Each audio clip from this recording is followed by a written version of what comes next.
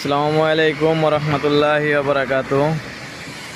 Guys, আজকে সকালে আমরা ঘুরবার আইলাম গুয়াহাটি সোনাপুর। এই যে আপনারা দেখতে পাচ্ছেন যে স্টার সিমেন্ট কোম্পানি আর এসি ব্লক কোম্পানি দুইটাই এক লগে। কি সুন্দর একটা ভিউ সকালবেলার আপনারা দেখতে পাচ্ছেন।